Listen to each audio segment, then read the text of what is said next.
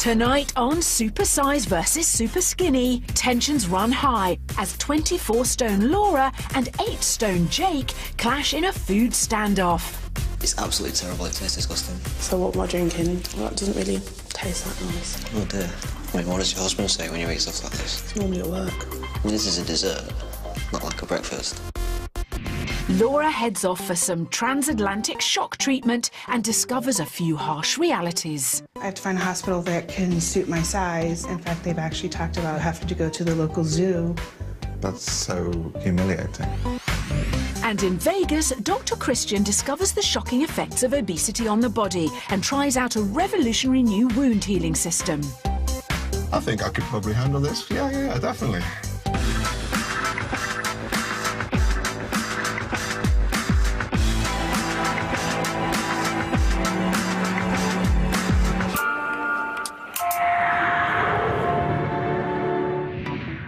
Obesity in Britain is reaching epidemic proportions.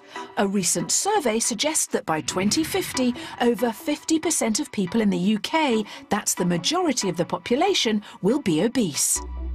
With weight-related illnesses such as heart disease and type 2 diabetes claiming over 10,000 lives in Britain each year, it's time we transformed our disastrous diets. Dr. Christian wants to address both ends of our nation's appalling eating habits. So in the feeding clinic, he's getting Supersize and Superskinny to swap diets. He's hoping that by eating each other's terrible meals, it will be a kickstart for change. OK, Laura, come forward. So I've chosen to swap you with Jake. Hi. Hi. You're really tiny compared to me. I know, quite a shock actually, I must admit. You're quite a large woman. The first thought that came into my head was, you're really skinny. I was shocked when I got paired with Laura. I was just taken back by how big she was. So what's your diet like? Crisps and chocolate. Energy drinks, I drink a lot of them. I'm definitely going to struggle. Yeah, I think you might. I'm going to agree with you on that one. It's going to be fun. Not eating a lot. I think it's going to be hard for her to control that hunger. But for me, it's going to be hard to stomach it, really. Laura gets most of her calories from chocolate, whereas Jake survives on a rather unusual diet of Bakewell tarts and energy drinks. They both love their sugary foods, but they're at opposite ends of the spectrum. I'm hoping that their time in the feeding clinic will show them both where they're going wrong. Mother of one, Laura from Kettering, is only 23 years old, yet already weighs more than her age, tipping the scales at 24 stone. And the main culprit for her ballooning weight, her addiction to all things sweet. Favourite food would be chocolate. It has to be chocolate. It'll be a big bar of chocolate and I don't realise how much I'm eating until it's gone. But it's not just chocolate that's causing Laura's excessive weight gain. Crisps, biscuits, cake, pasties, sweets. It's nice to just have a little pig out. Laura also has a novel and highly calorific tea time treat she likes to serve up for the family. One of my favourite things to make is a London pizza. Cheese and tomato pizza, chips and garlic mayonnaise. Laura is a self-confessed comfort eater. I feel like eating mainly when I'm bored or if I'm upset. It's like comfort food, really. Laura's emotional eating began as a child. I got bullied. I wasn't the slimmest person like everyone else. I blocked it out by eating. To hide it from her family, she would binge in secret. I'd probably eat my snacks either on the way home from school or in my room so they wouldn't know I was eating it. And this secret snacking has continued into her adult life. As soon as husband Nick leaves for work, out comes the sweet tray. There has been times when I've come home from work and I've actually found all the wrappers and things. It definitely causes friction. Being mum to 18-month-old Alfie, Laura's biggest fear is what lies ahead for both her future and for her sons. I just want to be able to run around with him and play with him, but I mean, I haven't got the energy to do that. It's just heartbreaking, really. I don't just need to do it for me, I need to do it for my relationship, and I want to be around for Alfie growing up. Whilst Laura's comfort eating has caused her weight to balloon, the opposite is true of our super skinny. In Leeds, 18-year-old black belt kickboxer Jake weighs in at 8 stone 2. Training up to 5 times a week, Jake dreams of becoming a professional kickboxer, but instead of eating like a champion, he survives on a sugary liquid diet. I don't really eat breakfast. I'll just have like an energy drink because it fills me up and removes the need to eat. Consuming as many as 6 cans every day, Jake's riding an eternal sugar roller coaster and is relying on these drinks to sustain his energy levels. It's the instant kick that you get, and because it is instant, you do obviously feel the need to sort of later on have another one to keep the energy going. Jake is very aware just how accustomed his body has become to his energy drinking habit. If I didn't have energy drinks through the day, I'd probably just pass out. Mum Liz is also worried about the effects the energy drinks are having on him. His sugar levels are going berserk. He can become irritable. Do you have to have them energy drinks? Yeah. It drives me mad. When Jake can be bothered to eat, he likes to keep things plain and simple. My favourite snack is bakewell tart. You've got jam and a layer of icing. It is delicious. Jake's weight has always been a worry for him. There's never been a time in my life where I've been happy with my weight. I've always been skinny. I've been bullied. School was terrible. Obviously, I was smaller than everyone else. It did kind of affect me, and people used that to get at me. Jake wants to take his fitness to another level and build a career from it, but he knows that his poor diet is what's preventing him. I'm never going to be as fit as I can be with the body I've got now. And if I'm going to teach people, I need to set a physical example. I want to look healthy and look fit. Before our super skinny and supersizer enter the feeding clinic, Dr. Christian is sending 24-stone Laura for some transatlantic shock treatment. Laura's visiting the town of O'Fallon, Missouri, for a terrifying glimpse of her possible future if she doesn't stop her extreme eating. My name is Betsy Hall Ingram. I'm 43 years old and I weigh 39 stone 3 pounds. And like Laura, there is one thing that Betsy always finds comfort from. I love chocolate. Sometimes that chocolate just like makes everything in the world go away. If I'm having a really stressful day, eating just makes it all better. Betsy's extreme weight means she relies not only on her mother and partner to care for her, but also her 12-year-old son, Matthew. Her lack of mobility makes him more like a carer than her son. He carries things for me, he does things for me. I'll hear myself yell, Matt, can you come help me? Matthew, can you do this? Matthew, Matthew, Matthew. I mean, it's my job to take care of him, not his job to take care of me. It's horrible. A few years ago, obesity resulted in a family tragedy for Betsy. My dad weighed what I weigh now, and he was 60 when he died of a massive heart attack. Like her late father, Betsy also has a life-threatening heart condition, as well as other weight-related health issues, and has to take a multitude of pills to survive. Seriously, if I don't get some of this weight off in 10 years, I'll be dead.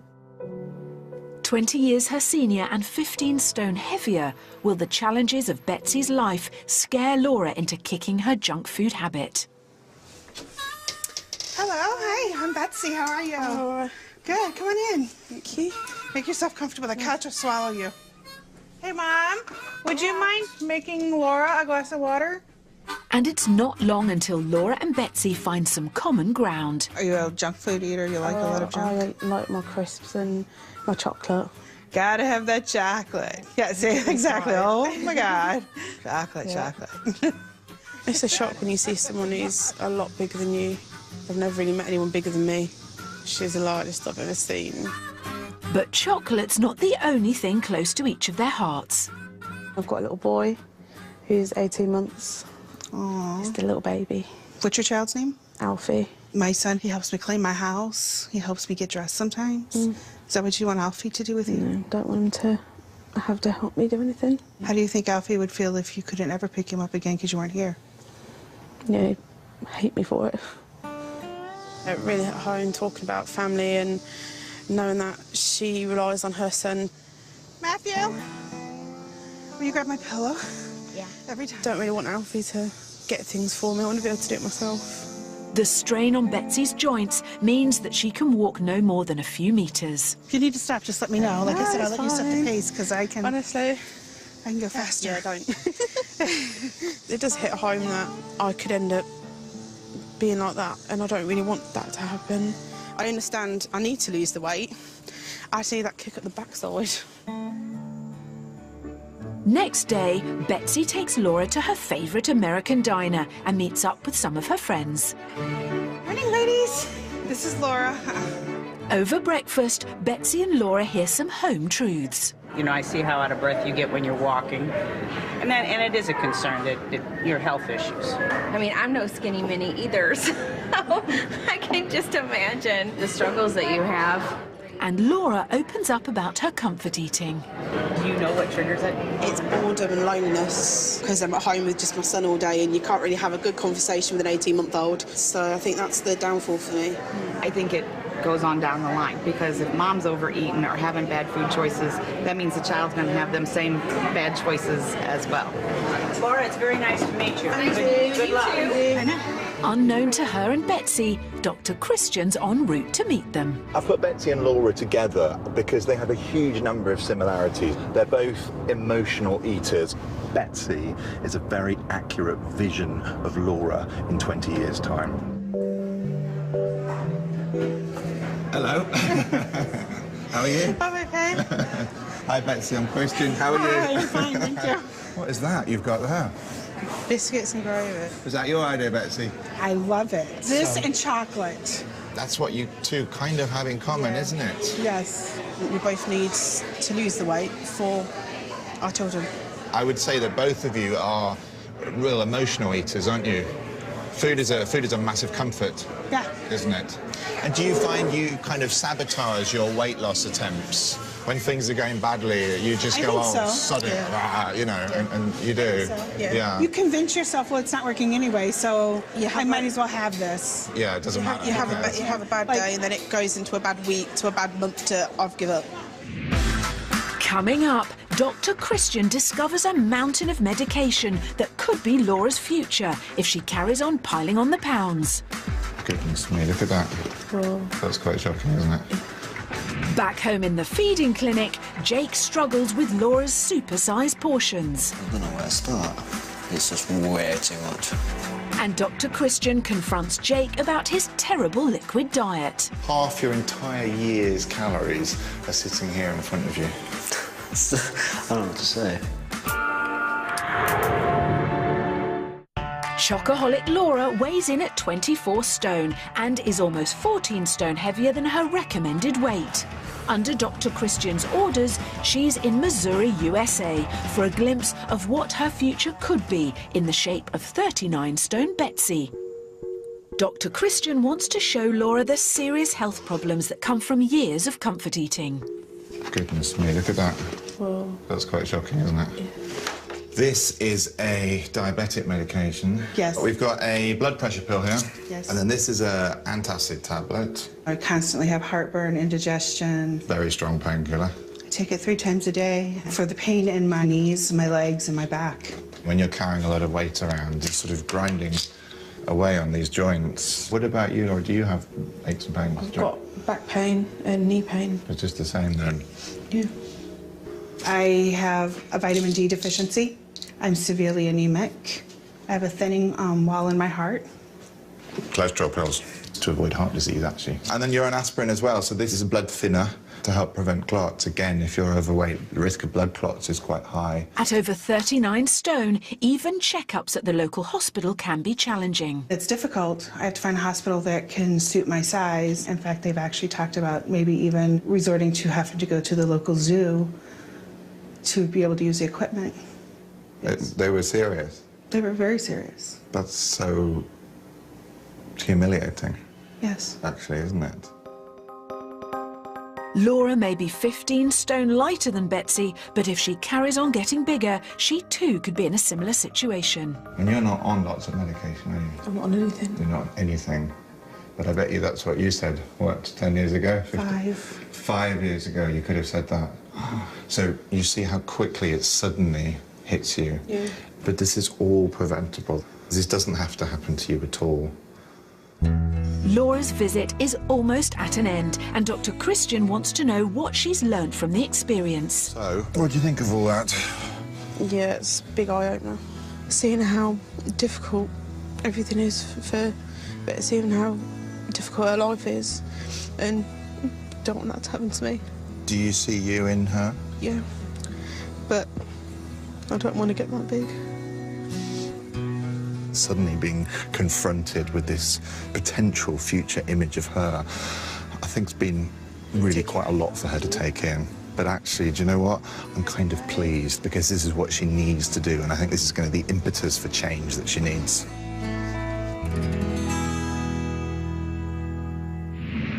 Back in the UK, Dr. Christian has invited Supersize Laura and Superskinny Jake to join him in the feeding clinic. For the next 2 days, they'll swap their disastrous diets and come face to face with each other's terrible eating habits. Weighing in at 8 stone 2, Jake lives on a sugary diet of energy drinks and Bakewell tarts, making him around 3 stone under his recommended weight. Consuming only 1/7 of his recommended daily amount of fat, this lean fighting machine is literally wasting away. Your diet is so deficient in everything. I cannot believe you've got the energy to put in any training at all. The majority of us have an excess of protein in our diets, all right? Protein is what will build your muscle, improve your strength. You are deficient, severely deficient, by about 3/4 of what you should be getting. That's terrible. So instead of you getting stronger, your body is essentially eating itself in order to sustain itself. It's affecting my kickboxing. I just have the energy to get up on the mat and train as well as I used to be able to. If you now start linking your kickboxing and your diet as all part of the same thing, once you really start eating properly, you'll go vroom. Whilst Jake needs to increase his calories, chocoholic Laura has the opposite problem. At 24 stone, she weighs nearly 3 times as much as Jake, consuming over double her recommended daily amount of sugar. So I last saw you in America.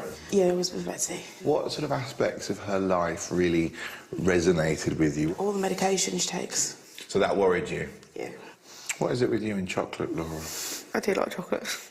You don't go a day without chocolate, do you? No, it's just progressed from little bits here and there to eating loads of chocolate. Your average calorie intake per day is a bit over 3,500 calories. That's about 1,500 more a day than you need. I do eat for boredom. I've got nothing really to do, Yeah. so I just sit and eat. I think sometimes when you have a little one at home to look after, it is a bit lonely, isn't it, at times? And most young mums would admit that. Yeah. But we've got to get around that issue.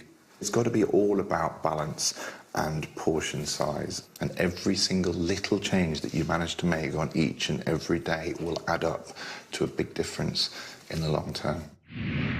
With consultations done, it's time to start the diet swap. Laura has a belly-busting breakfast, which consists of scrambled eggs, 4 slices of buttery toast, 2 bowls of crisps, a chocolate bar and a cupcake, all washed down with a pint of fizzy drink. Wow, that's a lot of food. Whilst Laura gets to sample a glass of Jake's favourite beverage. So what am I drinking? It's an energy drink. Well, that doesn't really taste that nice. No? No. There's 4 plates Yeah. of food. Is that kind of like standard breakfast food? Yeah. That sort of plate would be enough for me. Yeah. It was appalling to see how much she eats. I mean, chocolate. Like, why would you have chocolate for breakfast? Why do you seem to just have, like, an energy drink for breakfast? It kind of helps me stay awake through the day. That was a shock, just having a drink, no food. I don't know how we can get through the day. They might be extreme opposites when it comes to food, but they do share some common ground. I was always picked on for being really skinny. And that's when I started to kind of eat less and less. So I'm the opposite. Yeah? When I got bullied at school, I took to food Oh. as comfort. We do have similar backgrounds in regards to the bullying, but obviously it's affected us in complete opposite ways. You didn't think people get bullied for being skinny, because everyone else wants to be skinny. Despite the mutual disgust at each other's dreadful diets, the common ground of bullying has broken the ice. But Jake's feeling the physical effects of Laura's huge breakfast. My stomach's kind of like screaming at me. A few hours later, they are both fired up and ready for round 2, lunch. In Laura's corner, it's a salty, fatty plate of chicken and chips with a side order of large burger and chicken fajita, washed down by the only healthy part of the meal, a pint of water, versus Jake's energy drink and a small bowl of plain pasta. I'm hungry now from breakfast. I don't know where to start. It's just way too much. So much stodge is a far cry from Jake's light lunches. It's absolutely terrible. It tastes disgusting. But Jake gives it his best shot, whilst Laura's ready to throw the towel in. You're not enjoying that? Nope. I don't know how you can eat just pasta on its own without sauce. That pasta was really, really disgusting. It was really, really bland. It was dry. I couldn't eat anymore. Why can't you finish it? It kind of makes me feel a bit ill. But you don't think you could maybe just try a bit harder? No. She could have probably finished it. But the fact she didn't maybe shows that she's not willing to try as hard as maybe she could. Fighting talk from Jake, but it's not long until Laura's lunch has got the better of him. I'm quite disappointed with myself that I can't even eat 2 full pieces of chicken. I didn't think it'd be this tough. But things are about to get a whole lot tougher. Black Belt Jake's liquid diet might make him think he's tanked up on energy, but he's actually running on empty. Dr. Christian wants to find out if this active 18-year-old has any idea how many calories he is actually eating a day. I want you to think about how much you eat and place yourself where you think your calorie intake equates to. To guide Jake, Dr. Christian has set out 5 figures, each representing a recommended daily amount of calories, ranging from 1,200 for a 1-year-old baby to 2,500 for a 20-year-old male. All right, so you've put yourself next to the 5-year-old boy. Are you sure? Pretty sure. OK, we're going to need to correct you a little bit. Well, it's definitely not 2,500, right? No. 1,800? Oh.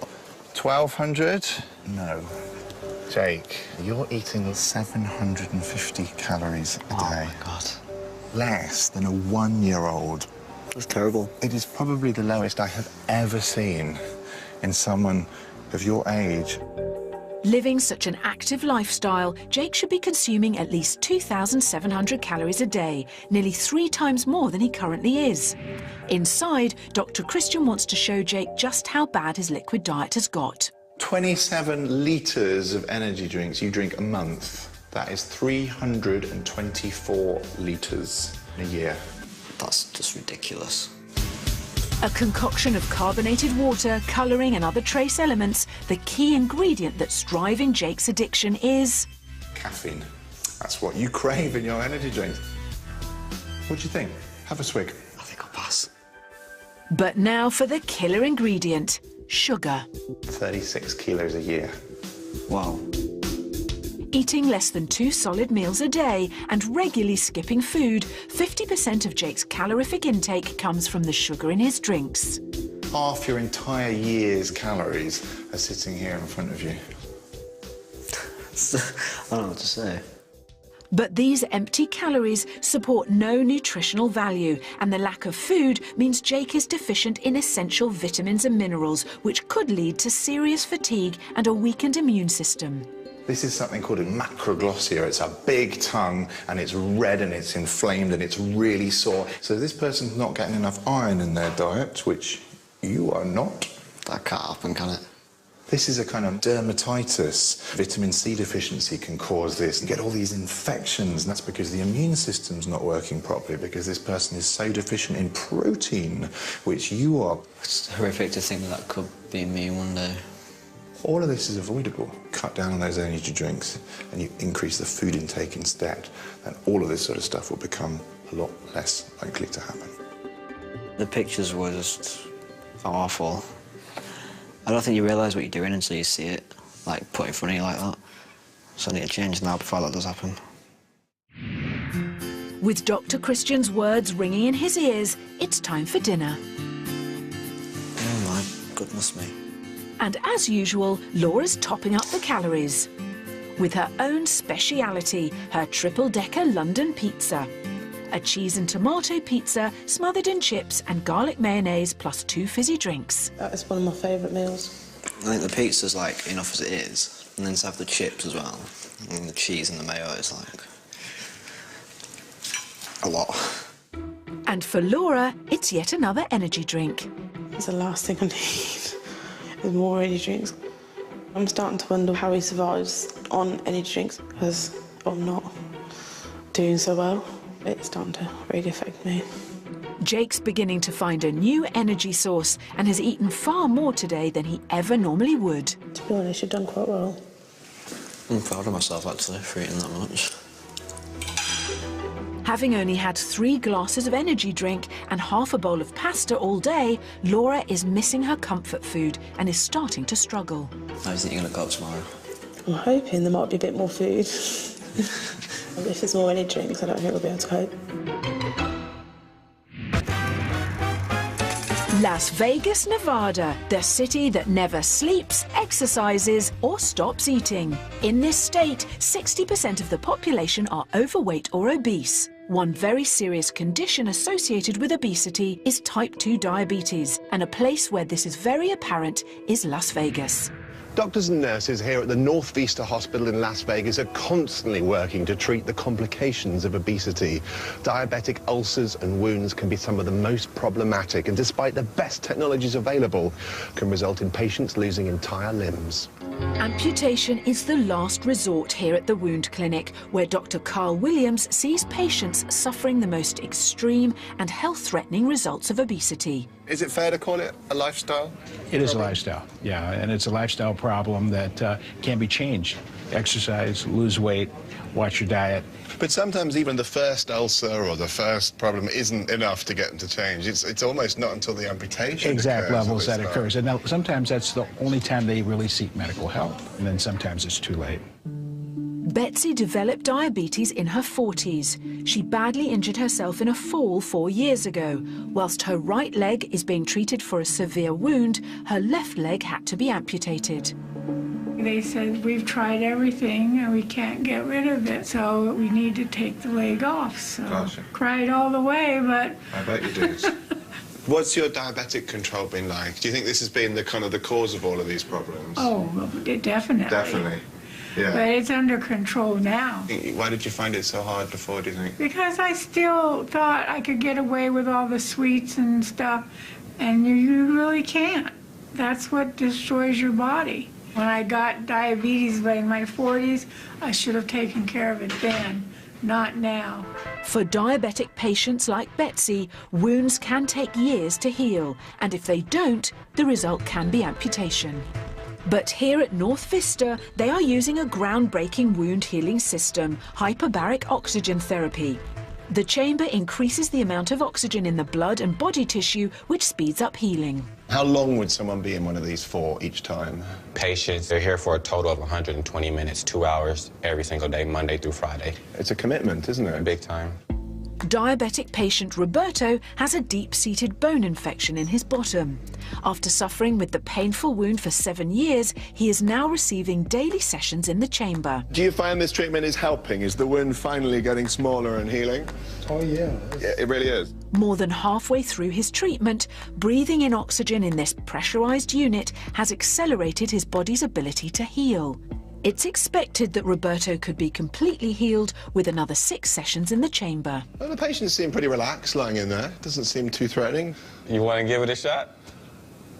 Yeah, okay. All right. All right. I'm fine with that. Oh, oh. How you feeling in there? It's not too bad, actually, is it? There's more space than you think. I don't feel too claustrophobic. I can see you. I think I could probably handle this. Yeah, definitely. Running the wound clinic at the hospital is manager Nikita Parker-Richardson, who sees the horrendous consequences of obesity every day.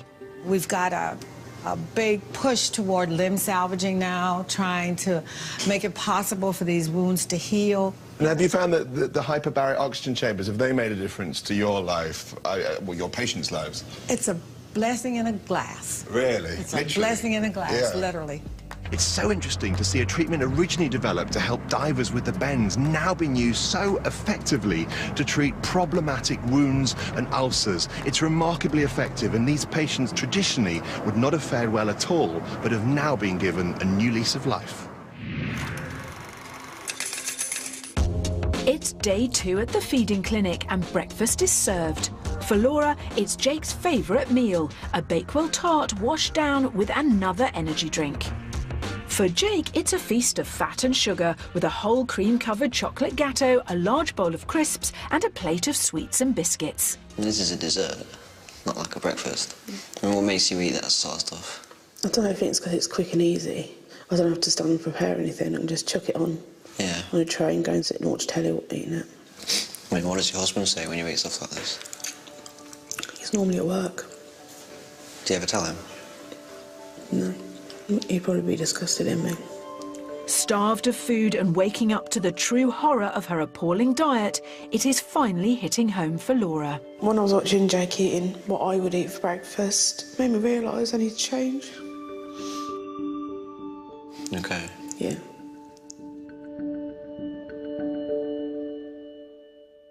Realising it's time for change, Laura receives a letter of encouragement from husband Nick. Dear Laura, we're all extremely proud of you for taking the step to lose your excess weight. I'm so scared that if you carry on the way you've been, you'll end up becoming very ill. I don't only worry for my sake, but for our gorgeous little boy who'll be left without a mummy. We'll be thinking of you and look forward to seeing you soon. Love you loads. How does it make you feel, hearing that from your husband? It showed me it's not just affecting me, it's affecting him and Alfie. To hear that, it's difficult. I definitely need to do something now. It's gone on too long.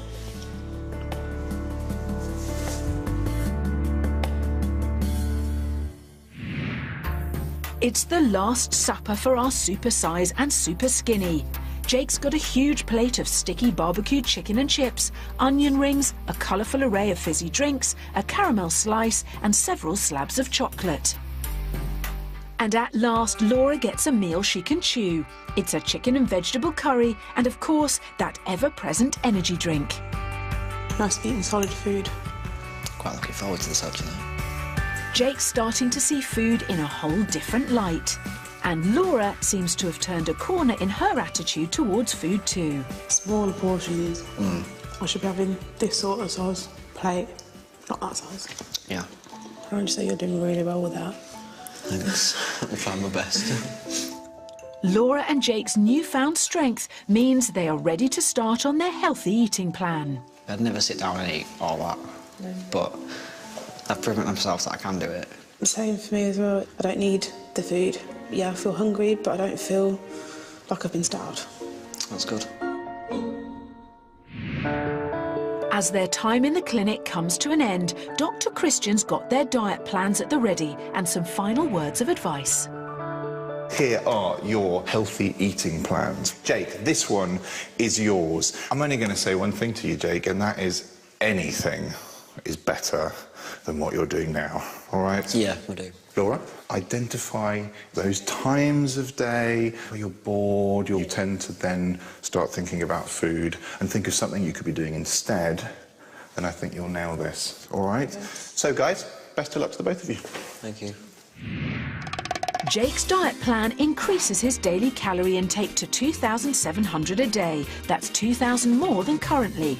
Replacing his energy drink dependency with 3 meals a day and eating nutritious snacks of nuts, dried fruit and slow-release carbs, he should find he'll be able to take his kickboxing to a whole new level. Using distraction techniques to avoid snacking and eating chocolate out of boredom, Laura needs to cut her calories to 2,200. A balanced food plan will help stabilise her blood sugar levels and she will need to avoid oversized calorific portions.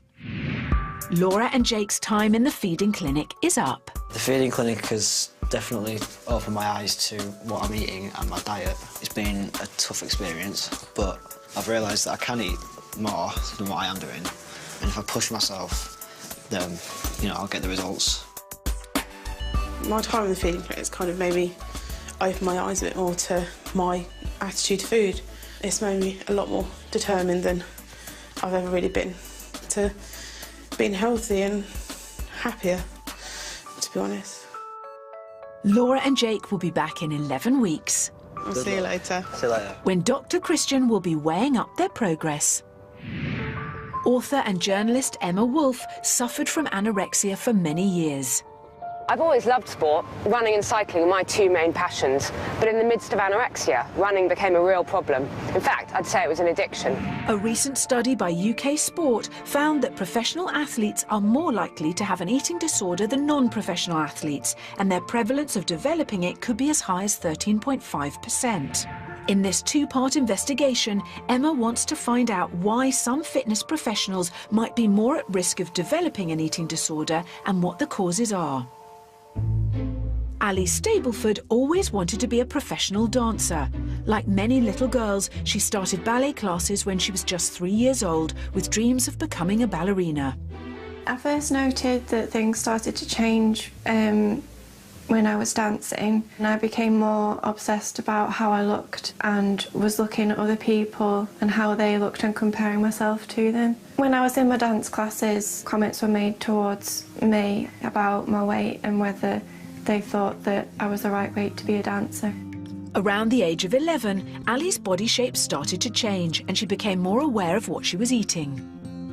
I started to equate thinness with being better at dancing.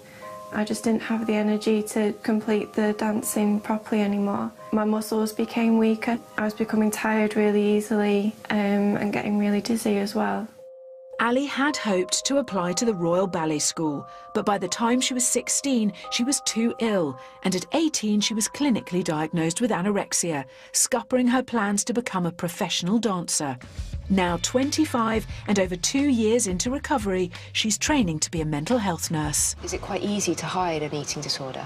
Because a lot of the dancers are thin, it doesn't seem to be noticed if you lose a few pounds, but also it's almost part of the culture that you don't eat. What would you say to other dancers or athletes who are struggling with an eating disorder or with their body image? I would say that if you start to notice the negative feelings towards your body, to make sure that you speak to someone about it.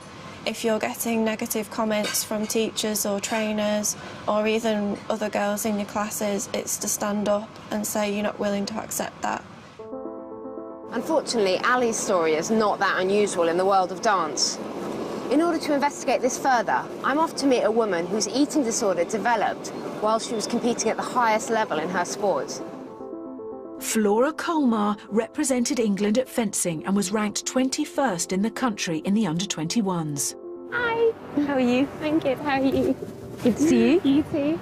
So how did you first get involved with fencing? I was really lucky in that a coach started at my school when I was 15. It kind of became my life from 15 to 19. I fenced all the time. I really, really loved it.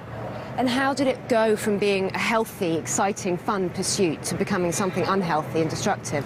I think in my second year of uni, I put a lot of pressure on myself to succeed in fencing and to succeed academically, and the combination of those two kind of led to a bit of a disaster in that sport and the gym took over my life, and things went downhill.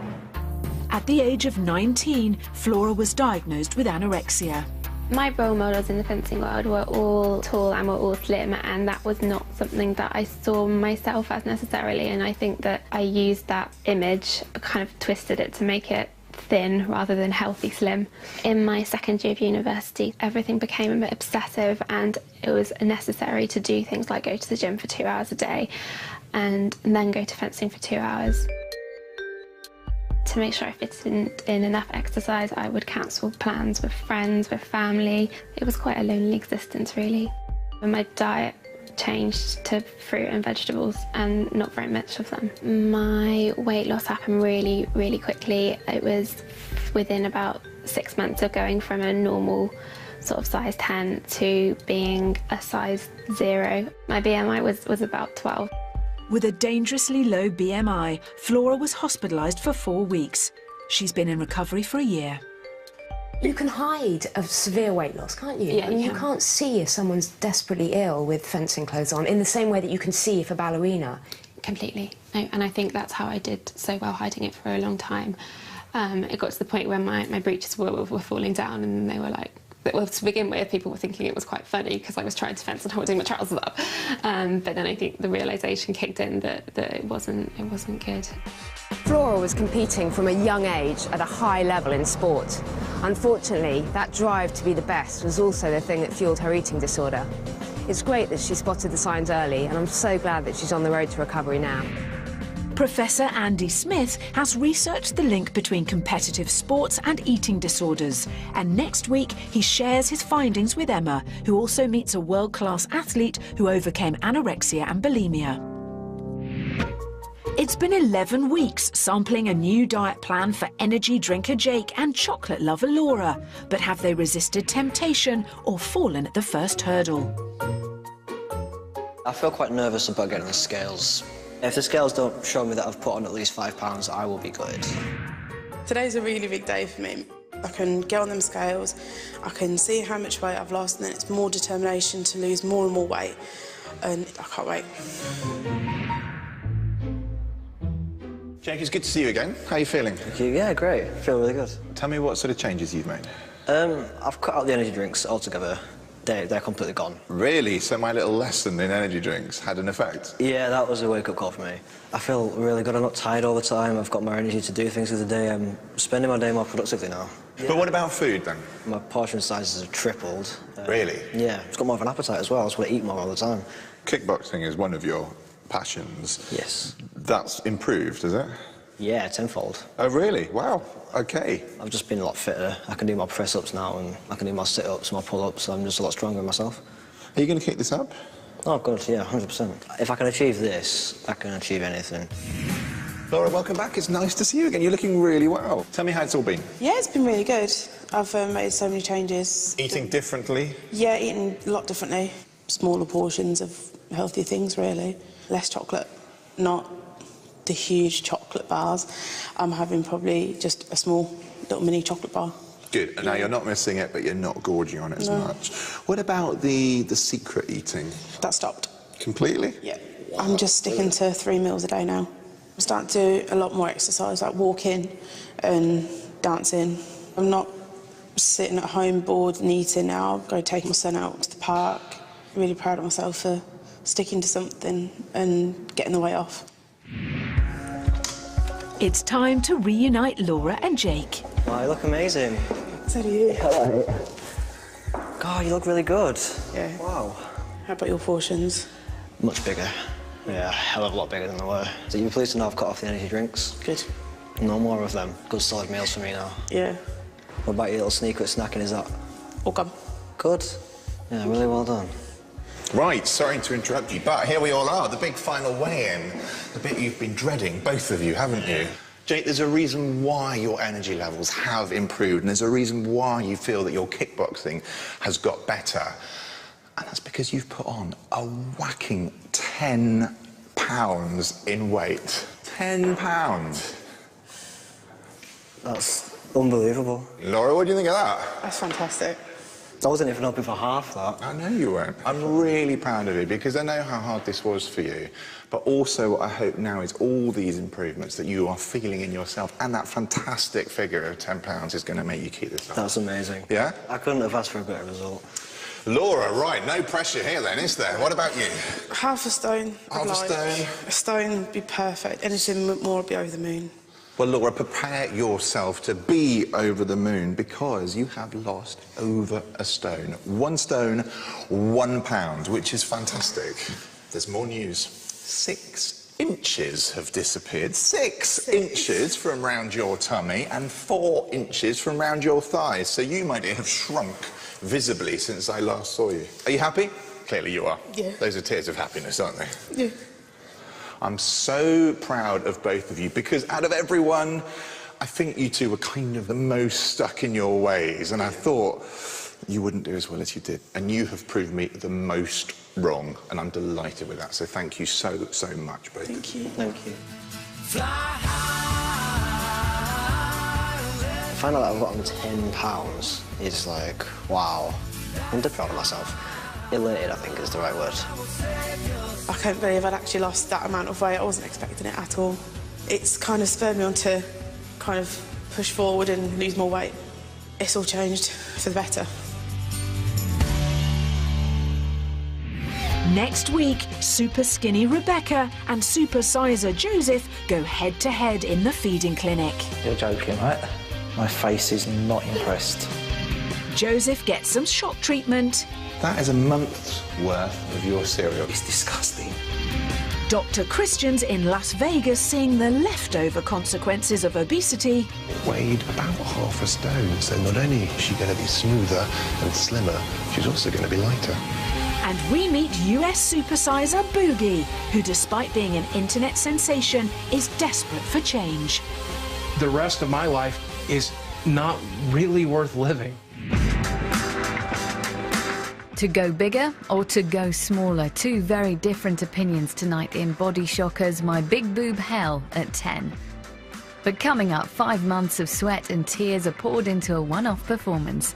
Positions please, dancers, for the big ballet, big show.